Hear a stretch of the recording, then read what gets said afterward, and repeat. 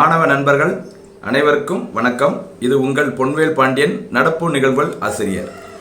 இன்றைய வகுப்பில் நம்ம பார்க்க போகிறது நவம்பர் மாதம் 28ஆம் தேதிக்குரிய தினசரி நடப்பு நிகழ்வுகளின் மொத்த தொகுப்பு.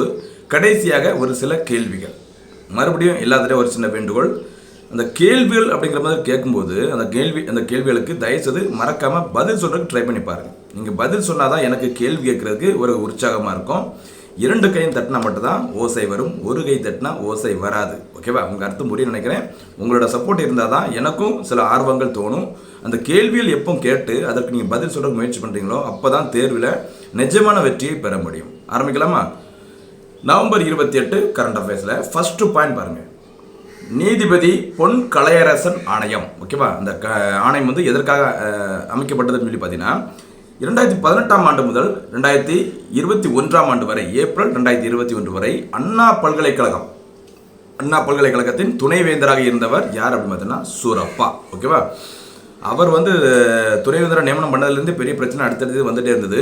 இங்கே என்ன அப்படின்னு பார்த்தீங்கன்னா, அவர் பதவியேற்ற காலத்தில் நிதி முறைகேட்டில் ஈடுபட்டதாக பெரிய லெவலில் ஒரு குற்றம் சாட்டப்பட்டது. அந்த நிதி முறைகேடு தொடர்பாக விசாரணை நடத்துவதற்காக தான் ஒரு கமிட்டி போட்டுக்கிறாங்க. யாரு? தமிழக அரசு. யாருடைய தலைமையில் அப்படின்னு சொல்லி பார்த்தீங்கன்னா, உயர்நீதிமன்றத்தின் ஓய்வு பெற்ற நீதிபதி பொன் கலையரசன் தலைமையில் இந்த கமிட்டி போடப்பட்டுள்ளது. சரியா?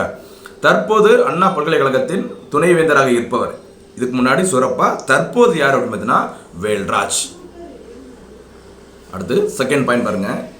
கங்கை நதி புனரமைப்பு திட்டம் பிரிட்டனில் 4 குழுக்கள் தொடக்கம். சரியா? நமாமி கங்கை அப்படிங்கிறது மத்திய அரசு கொண்டு வந்த கங்கையை தூய்மைப்படுத்துவதற்கான ஒரு திட்டம். இங்க நம்ம பார்த்துட்டு இருக்கிறது பார்த்தீங்கன்னா பாருங்க, கங்கை நதி புனரமைப்பு திட்டத்தின் ஒரு பகுதியாக தேசிய கங்கை நதி தூய்மை அமைப்பும் பிரிட்டனில் உள்ள, இங்கிலாந்தில் உள்ள இந்திய தூதரகமும் இணைந்து அந்த நாட்டில் 4 குழுக்களை தொடங்கியுள்ளன.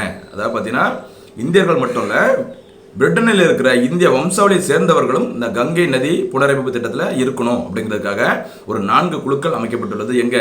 இங்கிலாந்து நாட்டில். தற்போது பிரிட்டனிற்கான இந்திய தூதராக இருப்பவர் யார் அப்படின்னு பார்த்தீங்கன்னா காயத்ரி இசார் குமார் பிரிட்டனிற்கான இந்திய தூதர். பாருங்க, கங்கையை தூய்மைப்படுத்தும் பணிகளில் பிரிட்டனில் உள்ள இந்திய வம்சாவளியினரும் பங்கேற்க வைப்பதற்காகவே இந்த குழுக்கள் அமைக்கப்பட்டுள்ளதாக பிரிட்டனிற்கான இந்திய தூதராக இருக்கும் காயத்ரி இசார் குமார் தெரிவித்துள்ளார். அடுத்து பார்த்தீங்கன்னா ஜம்மு காஷ்மீர் தொடர்பான செய்தி. ஜம்மு காஷ்மீரின் சர்வதேச எல்லையை ஒட்டிய பகுதிகளுக்கு கொரோனா தடுப்பூசிகளை ஆளில்லா விமானங்கள், அதாவது ட்ரோன்கள் மூலமாக எடுத்து செல்வதற்கான ஒரு விநியோக திட்டத்தினை தொடங்கி வச்சிருக்காங்க. யார் அப்படின்னு பார்த்தீங்கன்னா ஜிதேந்திர சிங். சரியா? மத்திய அறிவியல் மற்றும் தொழில்நுட்பத்துறை அமைச்சராக இருக்கும் ஜிதேந்திர சிங் தான் இந்த கொரோனா தடுப்பூசிகளை ஆளில்லா விமானங்கள் மூலம் எடுத்து செல்ற ஒரு திட்டத்தை தொடங்கி வச்சிருக்கிறாங்க. எங்க? ஜம்மு காஷ்மீரின் துணைநிலை ஆளுநராக தற்போது இருப்பவர் மனோஜ் சின்ஹா. அடுத்து பார்த்தீங்கன்னா ஒரு முக்கியமான ஒரு தினம், தேசிய உடல் உறுப்பு தான தினம். ஓகேவா? 12வது தேசிய உடல் உறுப்பு தான தினம் நவம்பர் 17 அன்று கடைபிடிக்கப்பட்டது. சரி, அப்போ பார்த்தீங்கன்னா நடப்பாண்டில் எத்தனையாவது தினம்? அது 12வது தேசிய உடல் உறுப்பு தான தினம். கடைபிடிக்கப்பட்ட நாள் நவம்பர் 27. சரியா? இது தொடர்பான நிகழ்ச்சிகளை மத்திய சுகாதார மற்றும் குடும்ப நல அமைச்சகத்தின் சார்பில் நோட்டோ அமைப்பு ஏற்பாடு செய்தது. அந்த நோட்டோக்கு விரிவாக்கம் என்ன அப்படின்னு சொல்லி பார்த்துக்கோங்க. NOTTO, national organ and tissue transplant organisation. சில டைமில் அதை கொடுத்து அது எதோட தொடர்புடையது அப்படின்னு சொல்லி கேட்பாங்க, இல்லாட்டினா விரிவாக்கம் கூட கேட்பாங்க. கவனமாக இருந்துக்கோங்க. National organ and tissue transplant organisation, NOTTO. அந்த நோட்டோ அமைப்பு தான் அந்த 12வது தேசிய உடல் உறுப்பு தான நிகழ்ச்சிகளை நடத்தியது, ஏற்பாடு செய்தது.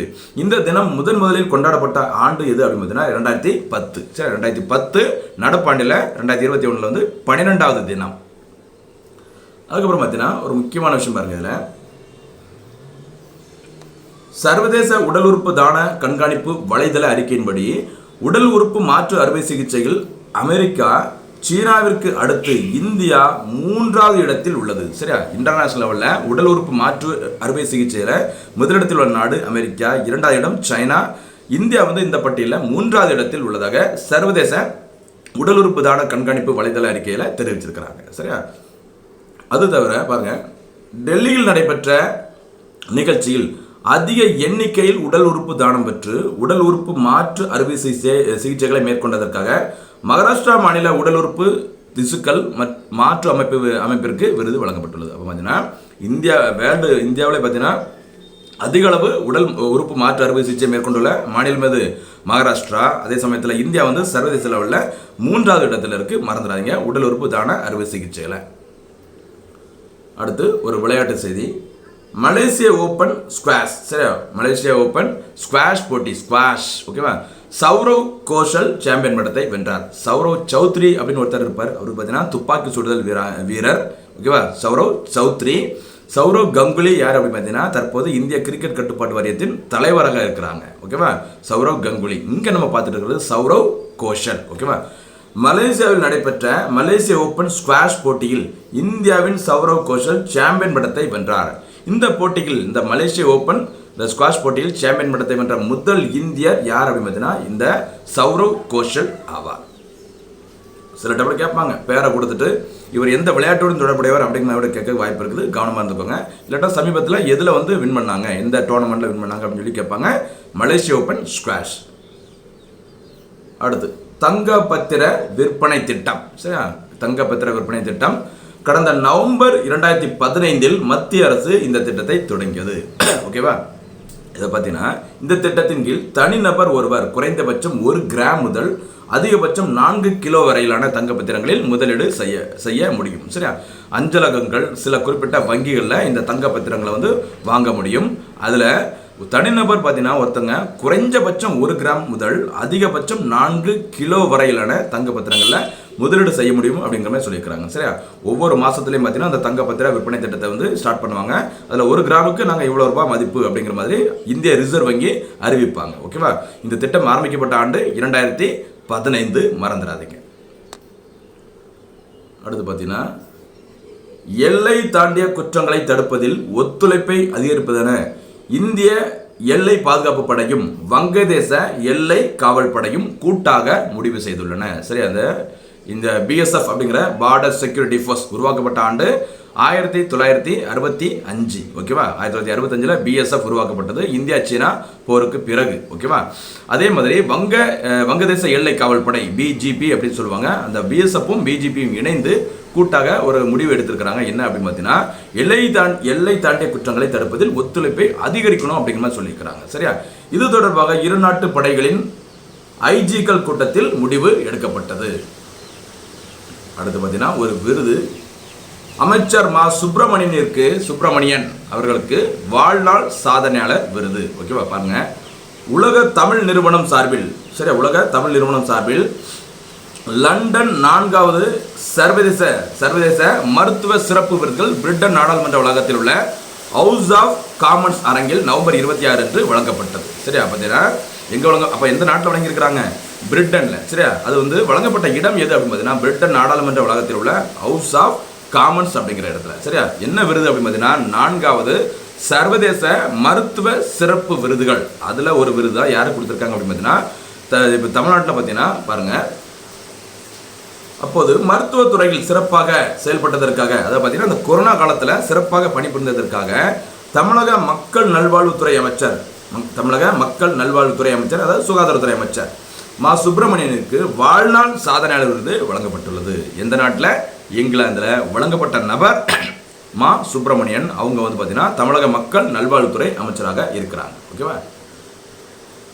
அடுத்து பார்த்தீங்கன்னா பாருங்க, சுயசார்பு பாரதம் துடிப்பான வலிமையான இந்தியா, ஓகேவா? பாருங்க என்ன அப்படிங்கிறது பாருங்க. அது ஆத்ம நிர்பார் பாரத் திட்டத்தால் இந்தியாவில் ஏற்பட்டுள்ள பொருளாதார முன்னேற்றங்கள் குறித்து சுயசார்பு பாரதம் துடிப்பான வலிமையான இந்தியா என்ற நூலினை விவேகானந்தா அகில உலக மையம் வெளியிட்டுள்ளது. பார்த்தீங்கன்னா இது ஒரு புத்தகம், சரியா? சுயசார்பு பாரதம் துடிப்பான வலிமையான இந்தியா அப்படிங்கிறது ஒரு புத்தகம். அதை வெளியிட்டது விவேகானந்தா அகில உலக மையம், சரியா? இந்த மையத்தின் தலைவராக இருப்பவர் யார் அப்படின்னு பார்த்தீங்கன்னா எஸ் குருமூர்த்தி, சரியா? இந்த குருமூர்த்தி அந்த புத்தகத்தின் ஒரு பதிப்பை யார்கிட்ட கொடுத்தாங்க அப்படின்னு பார்த்தீங்கன்னா பிரதமர் மோடியிடம், ஓகேவா? ஆத்ம நிர்பார் பாரத் திட்டத்தை, அதாவது சுயசார்பு பாரதம், சரியா, கடந்த மே 12, 2020 அன்று பிரதமர் மோடி அறிவித்தார். சரி, அந்த கொரோனா காலத்தில் இந்தியாவில் அதாவது பார்த்தீங்கன்னா எல்லா பொருட்களும் இந்தியாவிலே தயாரிச்சிருக்கணும் அப்படிங்கிறதுக்காக சுயசார்பு பாரத் திட்டம் அல்லது ஆத்ம நிர்பார் பாரத் திட்டத்தை பிரதமர் மோடி அறிவித்த நாள் மே 12, 2020. இதனைத் தொடர்ந்து உள்நாட்டு உற்பத்தியை ஊக்குவிக்கும் வகையில் ரூபாய் 20 லட்சம் வகையிலான நிதி திட்டங்களை மத்திய நிதி அமைச்சர் நிர்மலா சீதாராமன் அறிவித்தார். சரி, அப்போ பார்த்தீங்கன்னா ஆத்ம நிர்பார் பாரத் திட்டத்தின் கீழ் ஒதுக்கப்பட்ட தொகை எவ்வளவு? ரூபாய் 20 லட்சம். 20 லட்சம் கோடி. 20 லட்சம் கோடி. ஓகேவா? அந்த கோடிங்கிற வார்த்தை எழுதாம இருக்கிறேன், மறக்காம நோட் பண்ணிக்கோங்க. 20 லட்சம் கோடி மதிப்பிலான திட்டத்தை அறிவித்திருக்கிறாங்க. திட்டத்தின் பெயர் ஆத்ம நிர்பார் பாரத் திட்டம். அந்த திட்டத்தை பிரதமர் மோடி அறிவித்த நாள் மே 12, 2020. ஓகேவா? அடுத்து பார்த்தீங்கன்னா ஒரு புத்தகம், தி நட்மக்ஸ் கர்ஸ். சரி, தி நட்மக்ஸ் கர்ஸ் அப்படிங்கிறது ஒரு புத்தகம். இந்த புத்தகத்தை எழுதுனது யார் அப்படின்னு பார்த்தீங்கன்னா அமிதாவ் கோஷ். சரி, அவர் ஒரு புகழ்பெற்ற ஒரு எழுத்தாளர் அமிதாவ் கோஷ். அவர் எழுதிய புத்தகம் தான் தி நட்மக்ஸ் கர்ஸ் என்பதாகும். இந்த நூலில் மக்கள் மேல் ஏவப்படும் வன்முறை என்பது சூழல் மேல் ஏவப்படும் வன்முறை. சரி, அந்த சுற்றுப்புற சூழ்நிலை மேலே ஏவக்கூடிய ஒரு வன்முறை அப்படிங்கிற மாதிரி சொல்லியிருக்கிறாங்க. சரி, மக்கள் மேல் ஏவப்படும் வன்முறை என்பது இந்த சுற்றுச்சூழல் மேல் ஏவப்படும் ஒரு வன்முறை அப்படிங்கிற மாதிரி இந்த புத்தகத்தில் தெளிவாக சொல்லியிருக்கிறாரு அமிதாவ் கோஷ். அந்த புத்தகத்தின் பெயர் தி நட்மக்ஸ் கர்ஸ் என்பதாகும். அடுத்து பார்த்தீங்கன்னா ஒரு ரயில், ஒரு எக்ஸ்பிரஸ் ரயில், ராம்பாத். சரி, ராம்பாத் யாத்ரா எக்ஸ்பிரஸ். பாருங்க, அதாவது ராமருடன் தொடர்புடைய இடங்களுக்கு செல்ற ஒரு எக்ஸ்பிரஸ் ட்ரெயினுக்கு தான் என்ன பேர் வச்சிருக்கிறாங்க? ராம்பாத் யாத்ரா எக்ஸ்பிரஸ். மகாராஷ்டிரா மாநிலம் புனே நகரிலிருந்து ராமர் கோவில் கட்டப்பட்டு வரும் அயோத்தி வரை செல்லும் ராம்பாத் யாத்திரை எக்ஸ்பிரஸ் ரயில் சேவையை இந்திய ரயில்வே உணவு மற்றும் சுற்றுலா கழகம், அதாவது ஐஆர்டிசி, சரி ஐஆர்சிடிசி அப்படின்னு சொல்லுவாங்க. அந்த ஐஆர்சிடிசி தான் இந்த ரயிலை வந்து ஸ்டார்ட் பண்ணியிருக்கிறாங்க. இந்த ரயிலுக்கு வைக்கப்பட்ட பெயர் ராம்பாத் எக்ஸ்பிரஸ். சரி, ராம்பாத் யாத்ரா எக்ஸ்பிரஸ். அது எங்கேருந்து எங்கே இயக்கப்படுகிறது அப்படின்னு பார்த்தீங்கன்னா புனேலேருந்து அயோத்தி வரை. சரி, அயோத்தியில் ராமர் கோயில் கட்டப்பட்டு வருது இல்லையா, அந்த ஏரியா வரைக்கும் இந்த ரயில் வந்து இயக்கப்படும் அப்படின்னு சொல்லியிருக்கிறாங்க. மறந்துடாதீங்க, ராம்பாத் யாத்ரா எக்ஸ்பிரஸ். அதை இயக்குவது ஐஆர்சிடிசி.